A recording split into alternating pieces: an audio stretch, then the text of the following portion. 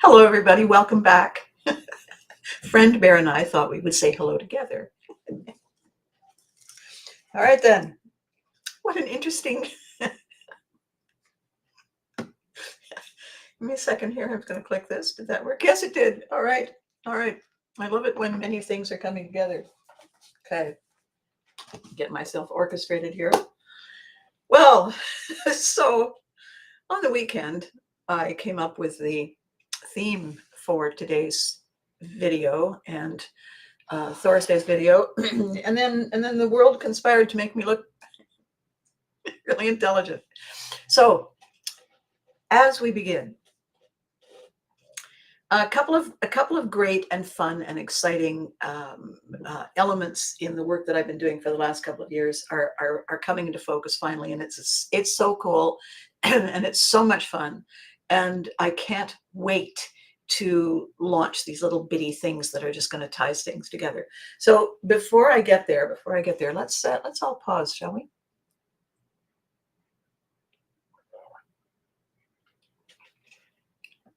I want to begin by, first of all, saying I'm Abby Hagyard. For those of you who are just joining me, who are finding me on new platforms and saying, oh, where has this been all my life? Many years ago, I tripped, stumbled, fell sideways into an opportunity to work on some television projects geared toward a children's audience. And the biggest one, of course, was a series created in Ottawa, Canada, called You Can't Do That on Television. It featured green slime. And at some point, good morning, Chris. Good morning. Good morning. Welcome to my navigator in chief, VIP wrangler in chief, who is helping me with our Unforgettables journey. So, and good morning, Daniel. Good morning. So, what we have here, what we have had here in the last little while, to all the new people coming and saying hello. And just let me finish up that sentence before I saw Chris. So You Can't Do That on Television gave me an opportunity to play a housewife who was a couple of bricks shy of a full load. Not that she was diminished. She was just not paying attention. She was sort of floating through, which is part of the theme today that I will navigate us to. Immediately after that got started, all of a sudden there was a lot of animation work brought up to Canada from other studios in other countries, just because of the nature of the beast. And we created the Care Bears, and we created Teddy Ruxpin, and we did a lot of significant work on Dennis the Menace and Charlotte's Web, and of course our longtime Canadian favorite, For Better or For Worse. So there was a ton, and Marvel Studios were up here all the time, quietly doing all their amazing stuff using Canadian actors, and since they were in Ottawa, most of our actors. So it was a busy time, and then in the aftermath, we were basically syndicated everywhere. So out of the clear blue of the western sky, suddenly there's all these Canadians falling on you. And so there was a following. And in my case, although I had not intended my career to go that way, what I was basically doing was I was doing live entertainment. I'm a satirical comedian, um, and coaching and teaching people how to present their best selves. So I was working in the entertainment industry and in corporate, because all performance is performance. And then all of a sudden we kind of got shunted off onto this other track, and it wasn't until really 2005, so 20 years ago, that I realized that it was time for me to get back onto the other track as well. And I got back into writing, and I got back into coaching and branding people. And the combination of those things has created an awareness for me that people who are forced to be versatile, gypsies. My dad was military, so we traveled a lot. People who are tasked with work at this branch office, work at that branch office, move a lot. You uproot your family, and in many ways, it's a very good thing for them, because they learn to be so resilient. They learn to be so resourceful, and they also learn at a very young, impressionable age how not to be anchored to, held hostage by things we used to do, the way we used to be, that people like us do things like this kind of framework. We are much more prepared. We are much more, forward on the balls of our feet, ready to look at what is needed in this moment. And good morning, Rhea. Nice to see you. Nice to see you back. What has happened as a result of my upbringing is, and for many people who are in show business, who were also in the military, is that we are kind of a movable feast. We can pick up and start again. We can look at the change in ideas. We can look very, very openly at sudden shifts. Uh, Everyone in my corner of the world, Rhea, is having a great day. And Warren, good morning. Good morning. So good to see you. So what we're talking about, for those of you just jumping on, is that if you have had the blessing of being shunted all over the place and displaced all over the place, either because your parents or a spouse were military and there we are off on another adventure, or it's just the nature of the shifts in tide in economic fortune. It's time to move on. It's time to try something new. What it gives us is the much bigger picture view. We're not focused like this on why are they tearing down the school? It was a perfectly fine school. We don't need a new school. We're looking at why change is happening, why change is inevitable, why change is a constant. And the more, not that we should just drop everything and go with the flow. We need to be strategic. However, if we understand that change is a given, it gives us the opportunity to get ahead of a tsunami wave. It gives us a chance to clear our brains and position ourselves to be helpful, to be part of the win, not part of the getting trampled. So helpful in terms of our stress, in terms of our quality of life, in terms of the way we see ourselves and the world. And so last year, as part of this project, so one part of the project is called Pivotry in Motion. Pivotry, a pivot is an abrupt this, right? Pivotry is the reset in the way we are thinking that gives us permission to say, you know what? That's not as helpful as it was. I'm going to look at this.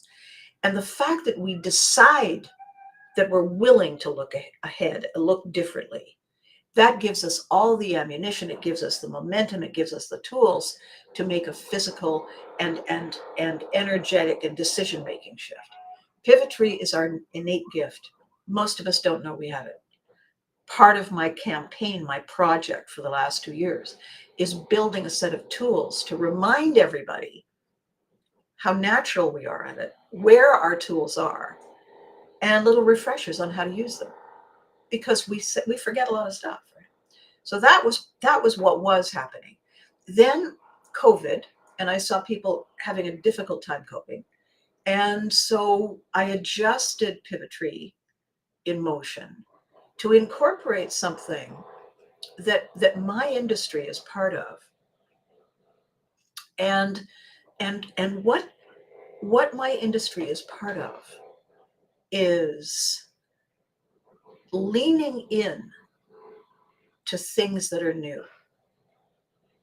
by staying close to things that are old, things that are familiar. It came as a huge surprise to me when I attended my first fan convention and I discovered that I'm a collectible. I had no idea. People saying, oh my God, I got a picture with Abby Haggard. I got a picture with Mom. And I thought, I'm a collectible. Same thing happened with the Care Bears when people found out that I did 3 voices. The three original Care Bear voices were Friend Bear, with the sunflowers, Wish Bear, Shooting Star, and Love a Lot Bear with the combined hearts. Right? We started those back in 1982. And then it became the series. And then there were all the other bears and all of the other, the land of feelings and the land of Carolot, all the other creatures who care, who care. And that's the whole point. Our unforgettables moments and the people we meet in those times, we share something quite extraordinary. We share a conscious ability to go to a place where everything was amazing, where everything felt safe, where everything felt manageable, where we felt seen and heard and part of something that wasn't all rushing around and screaming and yelling and brandishing weapons and making us crazy. We had an opportunity when we watched You Can't Do That to identify with all the kids. I have to tell you, the number of adults who would come up to me when we were making the show, looking at me, saying, "You have to be ashamed of yourself. The way you're depicting a motherhood. Motherhood. My God, have you no shame?" What? It's not for you. It's for them. You're watching the wrong show. You're facing the wrong way. Here, let me help you with pivotry. So now, what we have with Unforgettables is this extraordinary opportunity to connect with people who love doing this thing that we do. We love collecting stuff. We love sharing stories about the time we first saw it, what it was that triggered I gotta have. One of the great things that happens in show business, happens in every career path, but in show business, because we're putting on shows all the time, there are more stories. The most fun thing after the actual doing of the show is sitting around afterwards talking about the nightmares that just happened, that we managed to avoid, dodge that one. Oh my God. And then years later, when we run into each other, because all show business people are gypsies, right? Work together intensely for a year, 2 years, and then suddenly don't see them for a decade. Discover you've both been cast on something brand new, and it's like, I've missed you. The thing is, you might have lived in the same town and you just didn't get in touch because you were busy on other tracks. All of a sudden, there we are again. And those old stories, those disaster stories, and those triumph stories, and those, can you believe we managed to get out alive? Can you believe that when we were performing on that stage and we saw the sky turn green and we watched a barn fall down, we got out of harm's way just in the nick of time? Can you remember that? Oh my God. Those stories give us an anchor. Bloopers are always fun, aren't they? You guys, they've come up in my rotation feed on my Facebook. Uh, 3 of my favorite blooper sketches from You Can't Do That on Television. So I'm not going to post all 3 in one day, but I'm going to save them and post them, because they're so silly, and they're so awesome in their silliness. So, and yeah, I want to stay on the thread for a second. The reason they're awesome in their silliness is because it deletes and defeats and diminishes this feeling of being overwhelmed by a looming dooming gloom of something that we are anticipating, the angst and the worry of what could be, right? And good morning, Nikki. uh, the the opportunity to look back at, oh my God, I thought I was going to die, and then it just turned out to be hysterically funny, or equally powerful. It passed us by. The winds shifted, attitudes shifted, the tides shifted, and what looked like a disaster was a near miss, was a bullet dodged. And when we have the opportunity to remember that, to remember that the things that look like this aren't necessarily that way at all. It's just the perspective we happen to be standing in the moment. So, how we deal with those things, once we understand how clever we are, Care Bear stare to you. The you're saying the show must have been, yes, doing the kids show, Rhea, was an exercise in hurry up, hurry up and wait, because we shot so much content on every recording day. Brenda, our producer director, my God, the Flaming Chainsaw Juggling Award goes to her. It should permanently be on her mantelpiece, because what she had to navigate was not just recording one sketch, but then moving on to another set and then coming back to this one. And at the end of the weekend of shooting, tear those down, because next week we're going to be working on 3 or 4 other sets.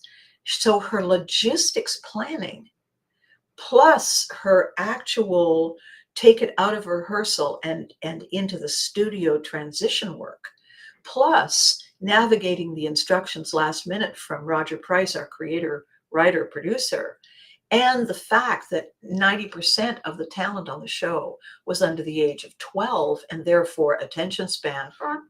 And so it was challenging. It was mind-boggling sometimes, because you have to hurry up and then get to your mark and then calm down, relax, and focus and be in the moment, nowhere else. You have a script, you're going to be doing 40 different things today. You can't think about the other 39. You have to give this one 100% and nothing else. It's a remarkable pivotry in motion exercise. And those kids today, who are now, people, they are so good at this because they got the training, the greatest training in the world. And our coach, Carol Hay, my God, they got the greatest training in the world, the greatest guidance in the world, the best scripts, the most dedication to the kids come first of any show that we've ever heard of. So it was an extraordinary time to be there. And as a small business CEO, as somebody creating brands and brand messaging and career concepts for people now, and doing my own shows, all of those experiences, those are the spices that I add to the recipe now. And Julie says, hi, Abby. Hi, Julie. And you remember it so well. It was my favorite show as a kid. Oh, thank you so much, Rhea. We were talking the other day with the curator of Heroes and Villains. It's an amazing group. All you guys need to check them out. And he's a new member. He's part of us. If you're watching today, hi. When I got this notice on this group I'd never been to, somebody tagged me, and the curator, the founder of the group, said I went to school with, and I was friends with some of the kids on the show. I messaged him and I said, who? And when they told me, it was, oh my God, were you at the studio? Did I meet you? And it turns out we have so many things in common. What are the odds of that happening? Unless you're focused on unforgettable moments, unforgettable memories, unforgettable experiences, unforgettable stories shared in these easy ways on all these social media platforms.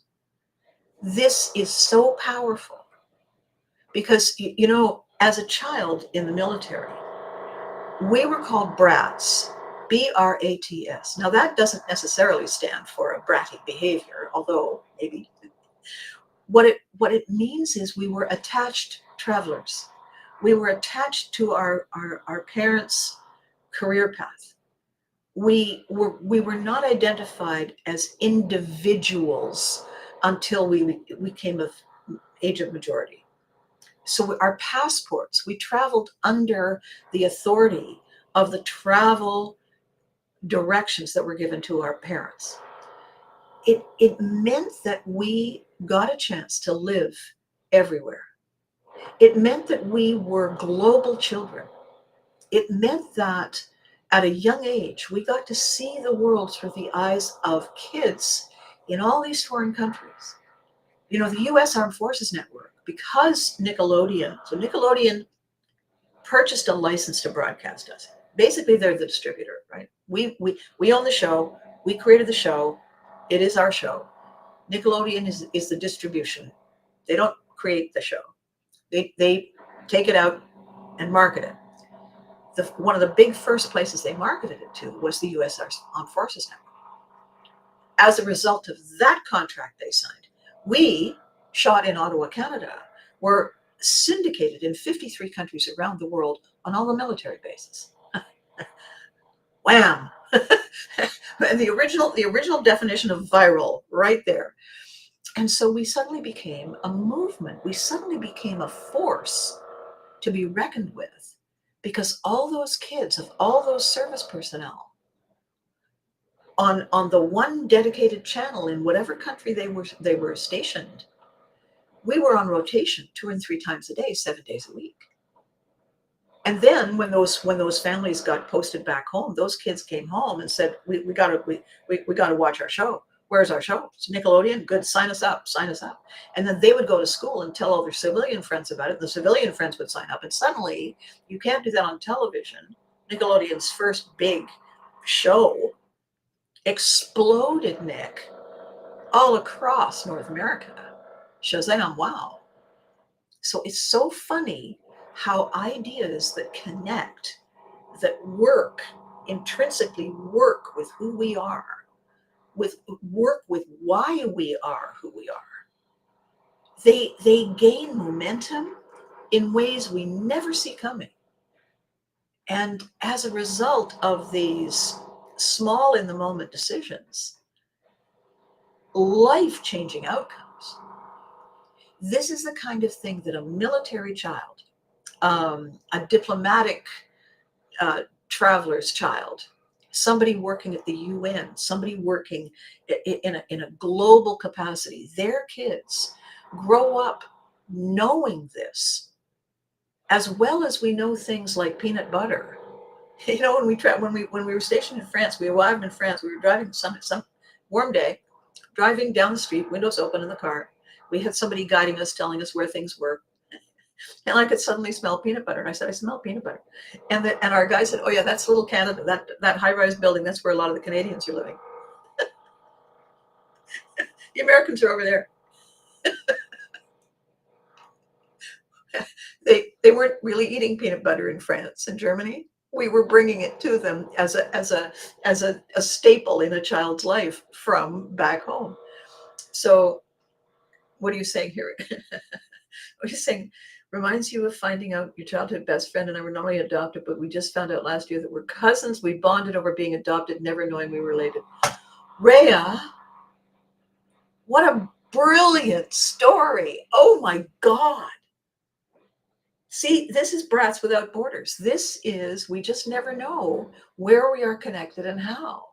So now, because of one of my former TV children, knowing 2 of my former TV children, and he's got this amazing business out west in Vancouver, Canada, and he's got this great group going on, Heroes and Villains. So you have to check him out. And I know you're already checking out Amy Makepeace's. Hers is 70s and 80s memory lane. She got crazy, wonderful people.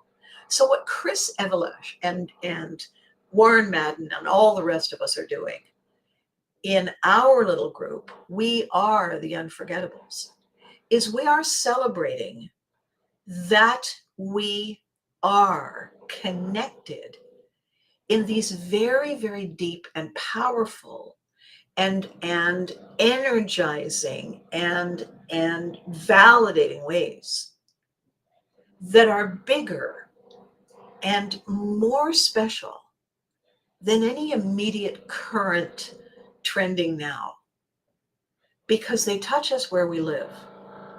And then when we touch each other where we live, the stories keep coming back and we keep having our remember whens. Canadians on our peanut butter. It's so touching and beautiful because now we're still so close. We still have so much in common. And it's so funny, you know, Chris is posting things and Warren is posting things and Sky over in England and Jenna Lee in California and Eddie Fleiss and like everybody's posting these things. And I'm looking at them and thinking, where was I? This is the first time I'm hearing about this. What is this? And it's because I wasn't here. I was over there. I was someplace else. Or we were packing, or we were actually moving. It's a new form of sick that day, right? Just missed that important lesson, and everything else after it makes no sense. So belonging to these groups does a couple of things. It gives us a place we call home.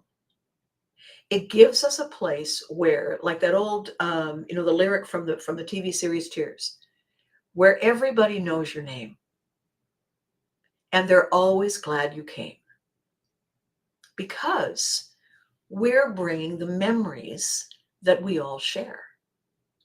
We're reminding each other of how great our lives really are and how brilliantly we are able to override, step aside.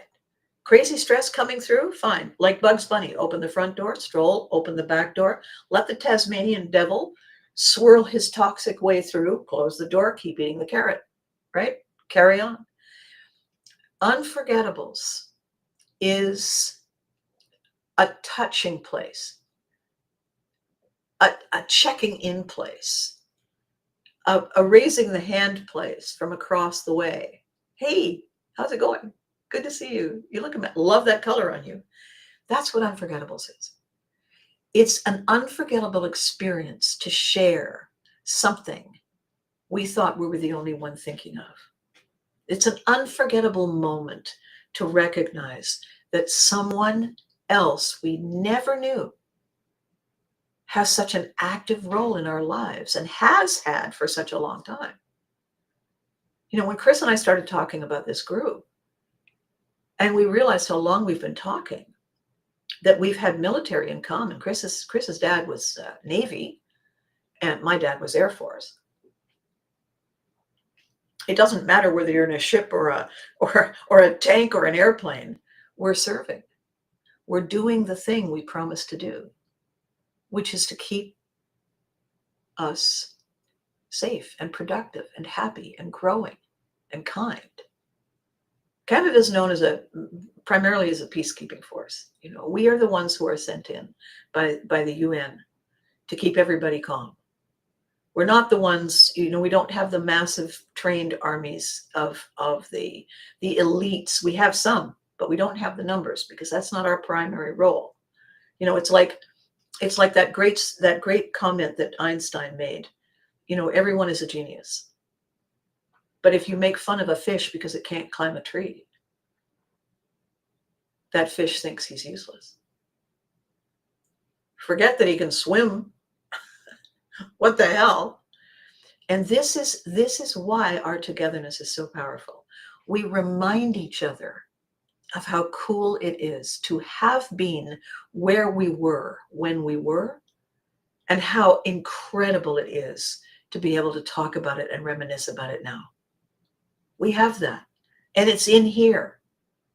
No one can take that away from us. If there's a natural element that happens, there's a fire, there's a flood, there's a tornado, there's a whatever, you can't take these away. The book may be damaged, but the conversation isn't. And knowing that we are connected in this way is so much bigger and so much more important than a blip on the radar of time that is a disagreement. The overriding power and importance is that we are all in this together, whether we like it or not, wherever we live. And I'm being picked up, I'm being shared and broadcast to a lot of really, really important and amazing groups on LinkedIn, which has a huge business, entrepreneur, startup, economy foundation of members. And the response has been incredible. I've just started really doing that, sharing onto the LinkedIn, and I'm going to add it to the list of platforms that see me automatically. The feedback I'm getting from them is that I am a CEO, and I'm talking to them not as a CEO. That's a hat I wear. That's a job I do. It's a role I play. It's a statement on my business card. I'm not talking to them about that. I'm talking to them about us. I'm talking to them about how we juggle all of those responsibilities on top of all the other responsibilities that we, just as us, have. We have the kids, we have the pets, we have the responsibilities to our neighbors, we have our own health, we have the things that we just love to do, we have our downtime, we have our rest time, we have our adventure time, and we have our professional time. That's a lot of chainsaws. So by talking to us about us, it becomes unforgettable. It becomes one of the petals in the gorgeous flower. It becomes one of the layers in the sweet onion that make us so magical and give us the tools we need to create the wonders that we create and find the solutions when the wonders that we create break. This connection, this is what keeps us grounded. So with all of that said, that's the longest hello I think I've ever done. Your family was Air Force and two were Navy. See, military life is a special family. You know what I was saying, and I know you're all listening, and I know you're all agreeing. It's almost impossible to think through your life and think of all the people that you currently know and find someone who is not first or second or third ripple impacted by someone in the military. We're everywhere. And so it's a common thread. It is part of what makes us unforgettable. So with that said, the theme for today is about our navigational skills, our navigational ways of getting through day, week, month, moment, life, whatever, right? So hang on. So the theme title for today, the subject is when do you drift, draft, and drive? Now, there was a moment in time in my life that made no sense to anybody at all when I mentioned it or mention it now. I was hired by a transport truck driving training school to create this is the career for you, sign up now video, a marketing video. And how I got there, that's another story. And I said to them, well, in order to do the video, I have to take the course. Have you ever driven a truck? Do I look like I've ever driven a truck? So they said, okay. So I did. And because it's an expensive course, right? So it's complicated, it's complex. And by the way, at some point in everything we consume, at some point in from origin to destination, whatever that is, spent some time on a truck, was brought to us by a truck driver. I know the statistic because for that time I was in that industry and I was talking to the people who had all the stats. So for a lot of people, truck driving is a very interesting career. You get to see things, you get to go places, and you contribute to the smooth running of things. So I took the course, and my goodness, here's the thing about trucks. They're very large. When you look out you look in the rearview mirror and you drive, look, it it really looks like you have hooked onto a warehouse. In that mirror, the trailer goes on forever and then some. It may only be 48 feet or 53 feet. They don't train you on a transit. It's still, when you look like this and you're used to driving, I don't know, a Chevette, it's a big difference. Even driving a limo, it's a big difference. So getting over that was, look in the mirror and scream was unnerving for the other students and the instructor. Ah! So it was I think it was a 3-week or a 4-week course. I think so. And it was obviously on the ground with the vehicles, and then classroom, understanding the why and the how behind the what. And at the end of it, I said to the instructor, well, for me to finish the video, creating the video, I understand now what I'm going to do. It's already scripted, most of it. I'm going to have to take the test because I need to know what it's like to be tested for your license. And he said, you know that they're not going to hire you. And I said, no, I know. And he said, you know, you won't pass. And I said, I have to go through the process so I can write about it. So I went through the process, and then the tester, the driver training guy came in and he said, what are you doing? And I explained it to him, and he said, I see. Okay, so you're not planning to do this for a living. And I said, no. So then we did the course. You go around just like for any lessons, right? And Nikki really, wow, more Air Force.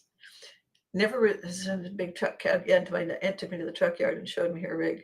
Your aunt was a truck driver? Oh my God. She was 5'2". Oh my God, Rhea.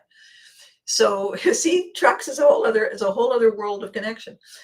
Chris, we may have to look into that as an unforgettables category. Who knew? The opportunity to talk to the instructor and the examiner from the point of view of somebody who is writing a document and then going to shoot the footage, to help people understand the responsibilities, the challenges, and the opportunities, was really very exciting for me. And the thing I can't do with any speed, I mean, if you have all day, I'll get there, is I can't back up a transport truck. I know it's this because the truck this way and then the trailer goes the other way, and then so when you're in the truck and you turn the wheel this way, then you know that this is going to do that and the trailer is going to, yeah, okay.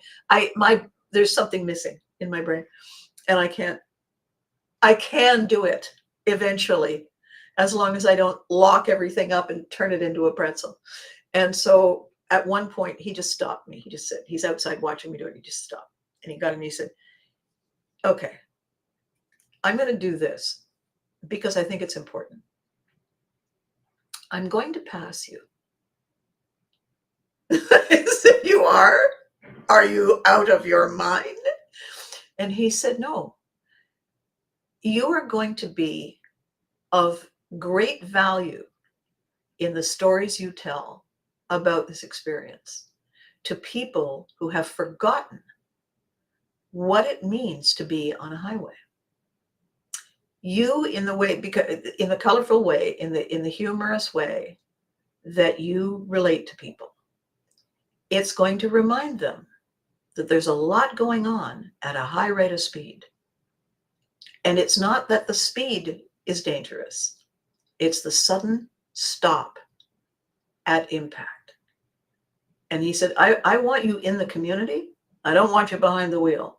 And you know that nobody would hire you. The safety guy at any place you went would take you out and say, no, gone. And so at the end of that, I thanked him. I got out of the cab holding the success page, and the instructor and the other students were standing there like they'd been hit by an invisible brick. He passed you? I said, he was very nice. The instructor kept saying, he passed you? So, the truck drivers, you know, when you get stopped for speeding or something, you say license, registration, and they look and they say, you're licensed to drive transport trucks? And I say to the police, I know, right? Changes the whole tone of the stop every time. Okay, here, it's a warning. And they walk away. So I swear to you, this is all part of what I'm about to do. Roll on 18-Wheeler by Alabama is one of my karaoke jams.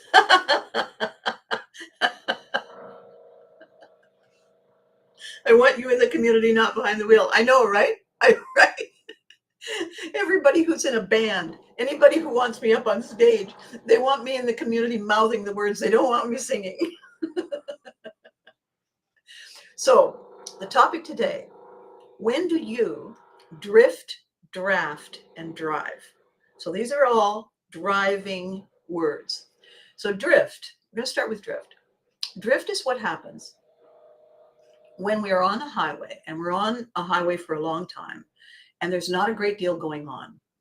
And we kind of lose focus, and it's the automatic brain that's driving while the creative thinking brain is inside deciding whether we want pork chops or lamb chops or a Caesar salad for supper, right? We're thinking someplace else. The fact that all we have to do is hold steady and stay on the highway, that's something that our subconscious brain can do. It's simple repetitive function.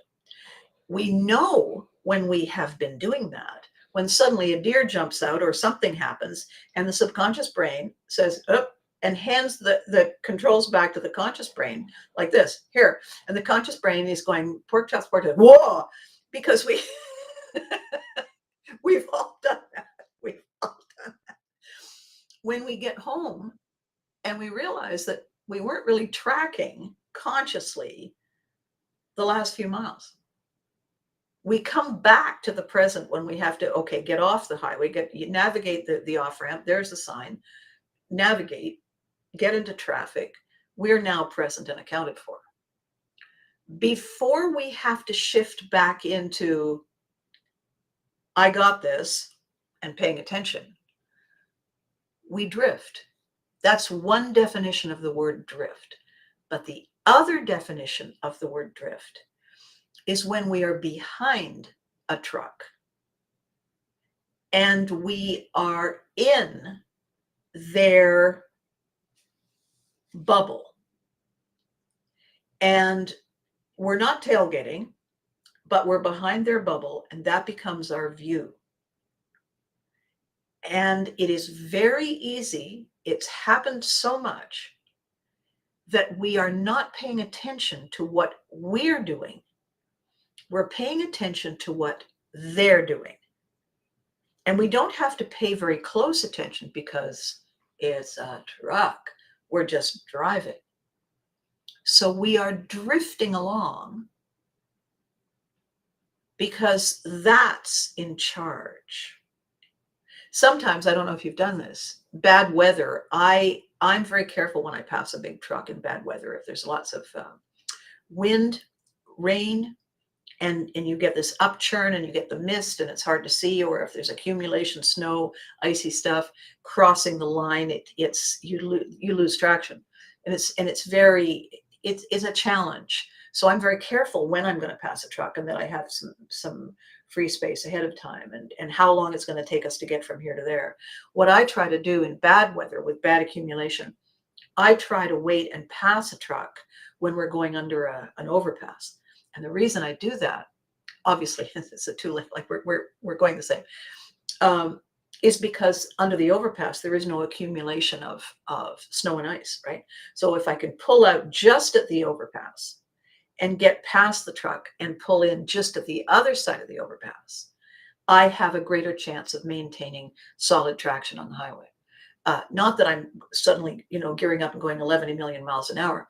I'm just navigating my best options there.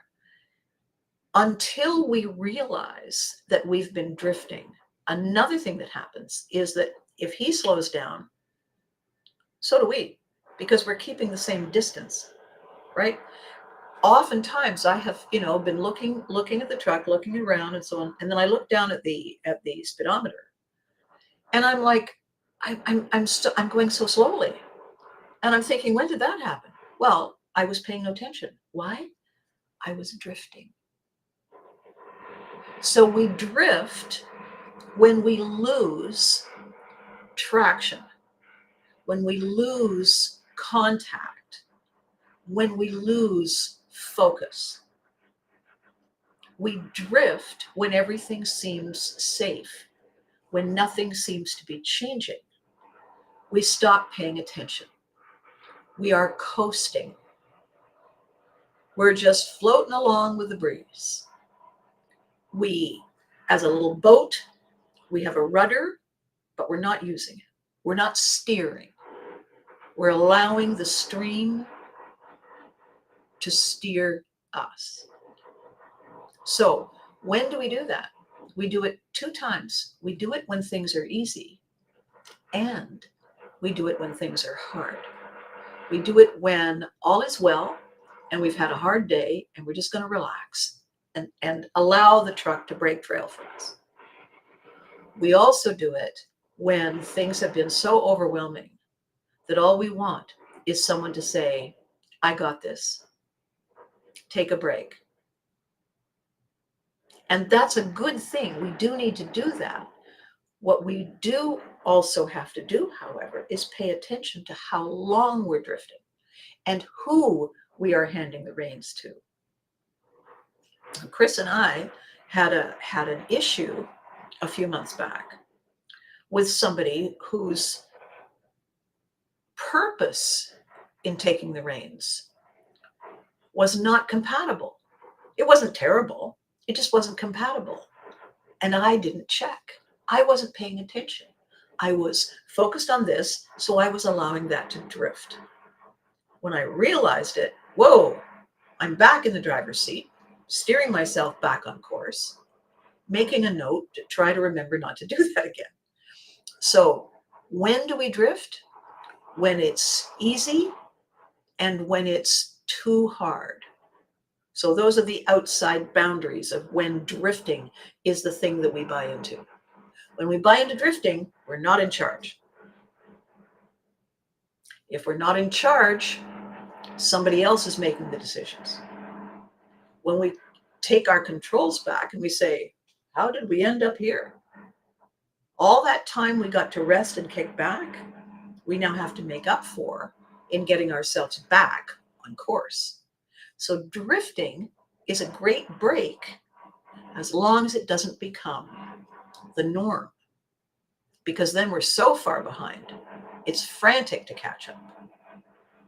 And everybody in our immediate orbit knows that we're suddenly flailing because wandered way off.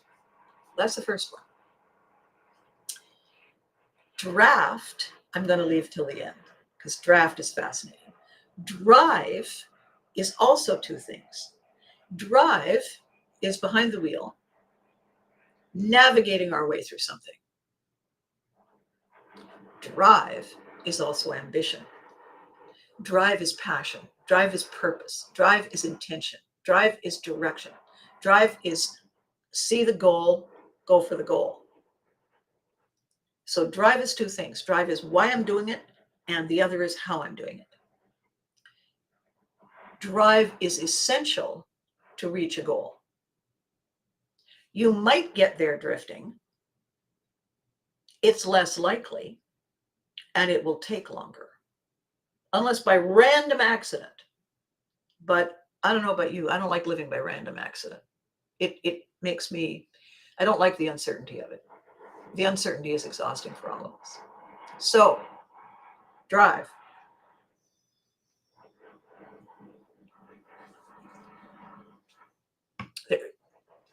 There is a third definition, and that is driven. Now, driven can be the past tense. The car was driven. It's a past tense. It means someone drove it earlier, before. But when we are driven, when our purpose and our passion take over everything, and we are crazy, impatient, gotta do, gotta be, gotta have, gotta go, we are not listening. We are not looking. We are not evaluating. We are not paying attention. We can be driven by our own things, our own goals. We can also be driven by somebody else's. If somebody else yells, run, you can end up with a stampede. Do you get where you wanted to go? Maybe. Probably not.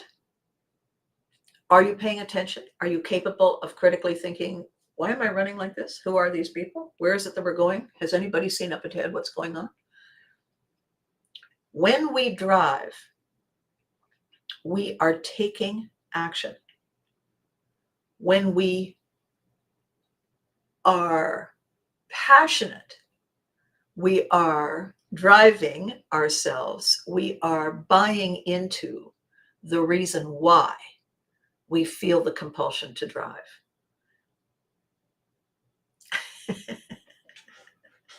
When we are in the middle of a stampede, we're not thinking carefully. Good morning, Sky. Ooh, Sky, I have mail. I'll go and check. Sky, just so you know, Sky is in the UK. Sky has Viking ancestors. Sky has created a little something for me, and I can't wait. So, Sky, of course, is a member of the Unforgettables, of course.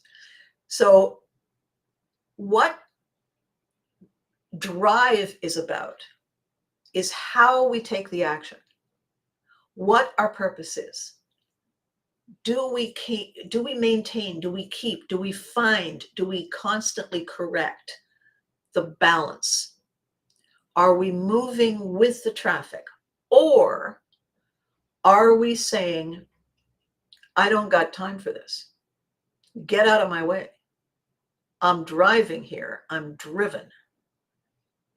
And I'll tell you an interesting thing when that thought pops into our head and we're behind the wheel and we look and we see there's nothing coming and we signal blinker, nothing behind us getting ready to pass us, and we pull out and we stomp on the accelerator and the car goes, yeehaw, we're driving. We are chasing that rainbow. We are getting ahead of him before that. We're getting there. We're going, you're going. At the end of that particular trip, you're going to say to yourself, gosh, didn't get very good gas mileage this time. Didn't get very much good fuel consumption. Electric car. Wow, that's I needed to charge sooner. These estimates are way off the charts. Don't know what's going on here. What's going on here is that we consumed our fuel, whether it's liquid or electric, we consumed our fuel like starving people eating everything in sight when we are driven, when we are driving, when we got to get there, we got to do it, we got to be. We're not enjoying the ride. We're not enjoying the passage of landscape or time because we're focused on the destination. We're not experiencing the journey. So that's the price that we pay. And sometimes we need to pay it. Sometimes we need to get out of the way. Sometimes we are late. Sometimes there is a storm coming. Sometimes there is an imminent looming something and we've got to move faster to get ahead of it, to get out of its way. These things are necessary and essential. We have to know and have the ability to put on that burst of speed when we need it. We have to have that training. It doesn't mean we have to be driven by it, right? Which leads us to the third idea. Drift, draft, drive. What is draft? Okay, so there's many definitions of draft. In times of conflict, people are drafted. In times of emergency, people are pulled from this, drafted to go here, transferred here, organized and prioritized and sent here to deal with something that is more pressing than something else. That's one way of looking at draft. Other way is quite brilliant. And when we discover it, when we realize that we knew it, drifting, it's winter. Yes, yes. Good morning, Key. I know. There's also those drifts. You look outside and you say, oh, look, it snowed. I'm with you. The difference between rain and snow is shoveling. That's it, really. So, draft. Here's what happens. If you're behind a truck, the truck blocks the wind. Big truck, small u. You can get better fuel mileage because you're not battling the wind coming at you to maintain your speed. There is less resistance. You can achieve the thing you want without having to argue with, fight over, scramble for getting ahead. You can just waltz on through because you are protected. You're in the lee of a building. When they look at smart ways of building houses, what you do is you have the house built with trees behind it and trees in front of it, not too close, but in front of it, so that they block prevailing winds and harsh storms. Protect you in the heat, keep you cool. Protect you in the winter, keep you warm. Strategically placing these things create the draft.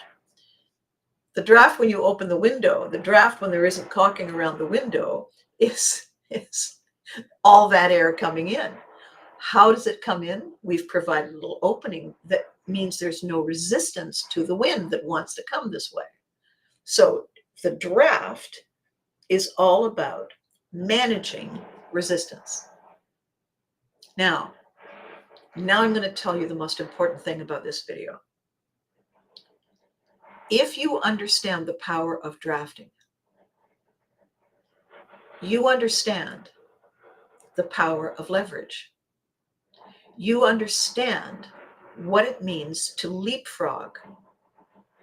You understand what it means to take advantage of somebody else's momentum, not to overpower them, but to participate with them in their momentum. And when the time is right, shoot ahead. There's a verb, it's called slingshotting. You are catapulted by using somebody else to block the resistance. When you're ready to pass and you hit the accelerator, whoosh, nothing stops you. By the time you have momentum and you hit the resistance, you've got the power to get you where you want to go. So what I want to talk to you about today is that drift takes our power away. It also gives us a break. Drive gives us momentum to get where we're going, but it takes our enjoyment of the journey away. Draft provides us with both. Draft gives us the ability to drive safely, protected. Draft gives us the ability to build up our momentum without it costing us our valuable resources, because we are working with, in collaboration with. And when it's time for us to shine, and we break that very short barrier, that very limited window of resistance, we succeed, we catapult forward, we leverage to achieve success. All three are things we need to understand. All three are things that we already do all the time. All three are tools that we have that we don't even notice we use. All three are activated when we realize that Pivotry in Motion is our gift. We have the ability, the power, and the intelligence to change our minds, to look at things that were not that bad and suddenly see that they now are not good enough, and say, check please, I have somewhere else I prefer to be. And that is how we give ourselves confidence, give ourselves permission, give ourselves the tools and the skills to set ourselves free. Now, that's a lot to take in. This is a longer video than usual.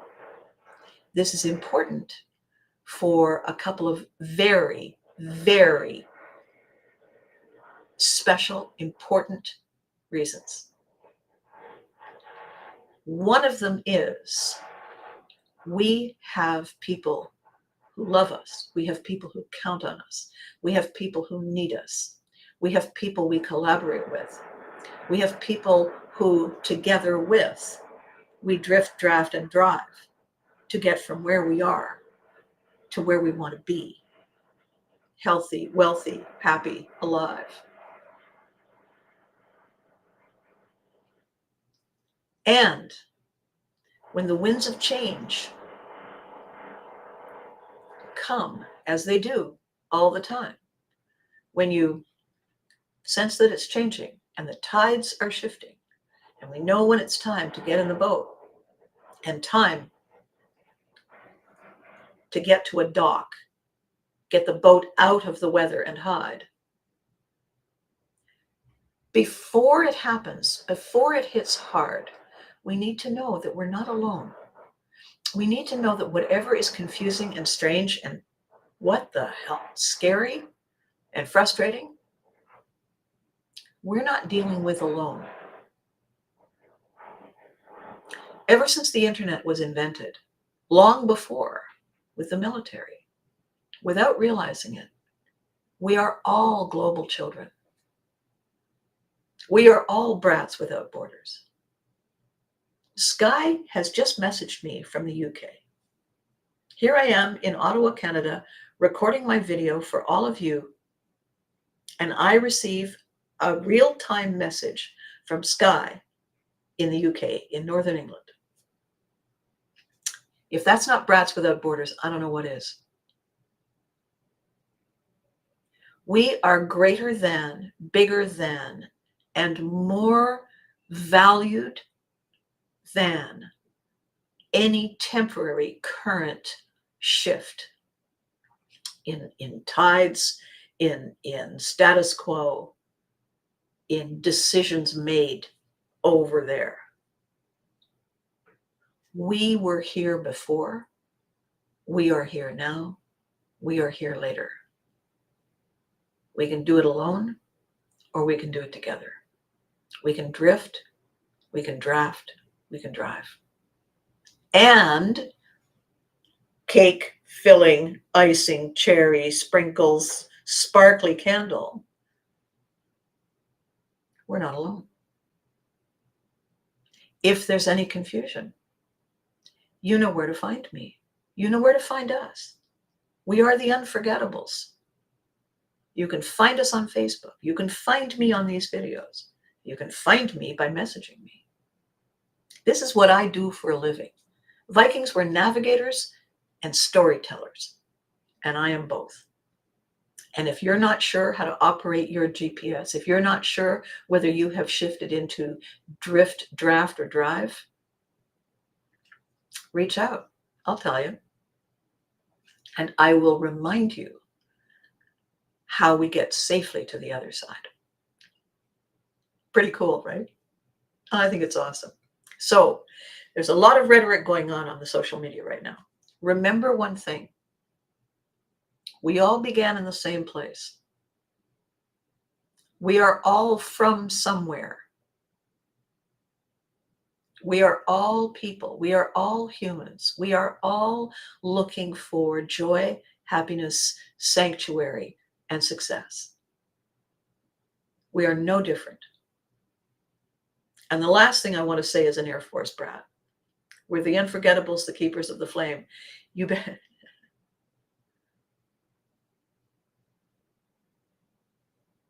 Andy said, can I tell you when the Alistair Gillis book is going to be ready? I am working on many aspects of many chapters. I will, in fact, Andy, let you know. So we are not only Warren, we are not only the keepers of the flame, we are the flame. We are the flame. So I want to remind you one other thing. This is an Air Force analogy, and I use it every time there is a discussion of that separates people, where there are finger pointings, where there is angry rhetoric, usually because people have been wound up and are now running and don't know why. Here it is. You know what I know about airplanes? I know a lot about airplanes. I've been a passenger on airplanes since I was 3 months old. I've been to more places I had no intention of going than most people. And then I was in a very long relationship with somebody who repaired airplanes.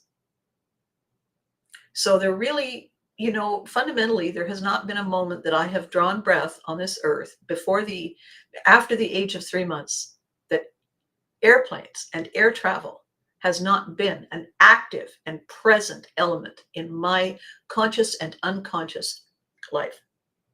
You know what I know? I know that you can't have an airplane that can fly with less than 2 wings.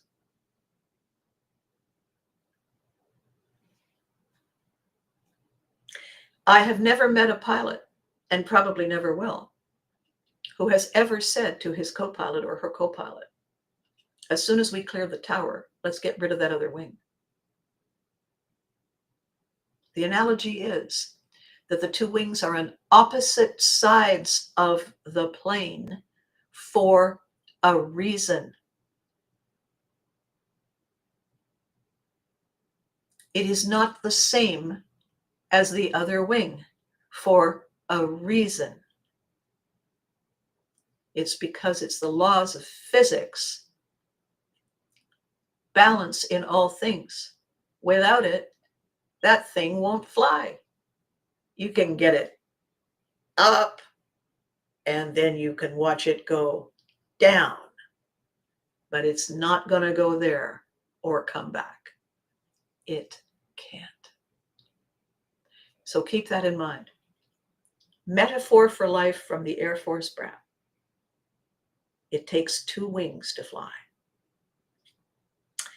I will see you on Thursday at the same time, 10 a.m. Abbey time, which is New York City time, right here.